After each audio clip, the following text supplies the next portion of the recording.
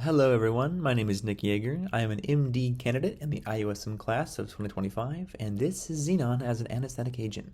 Before I dive into Xenon itself, let's talk about the hypothetical ideal inhaled anesthetic agent, which is just an inhaled anesthetic that should work, should have a rapid on and offset, should not break down, and should not hurt you.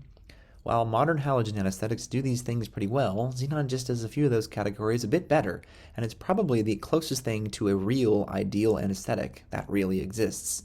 It meets many of the criteria to be an ideal anesthetic. While its MAC is considerably higher than that of the halogens, it still beats out nitrous.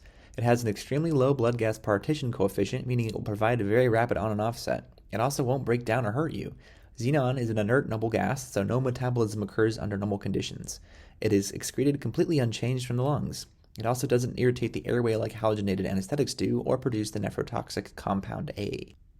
It's not used at all in the US, unfortunately, because it's not FDA approved, though in Europe, where it is used, it's usually given with at least 30% FiO2 to avoid any hypoxia.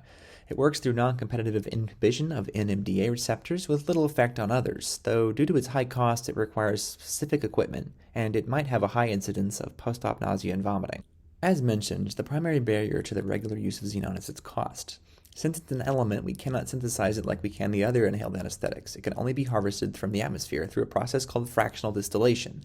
It's pretty expensive to do that. Your standard 250 ml bottle of liquid SIVO will set you back about $90 and last you 14 hours of surgery. In comparison, it would cost you $1,800 to do this with Xenon. Lastly, we should touch on the environmental impacts of Xenon. It doesn't harm the ozone layer, and it doesn't contribute to global warming, two things that nitrous and halogens do. However, that fractional distillation I mentioned earlier is pretty energy intensive, and most of US energy is made from fossil fuels, sadly. In contrast, contemporary anesthetics are made through chemical reactions in industrial quantities with far less energy requirements. Here are my sources, and that concludes my presentation. Thank you for watching.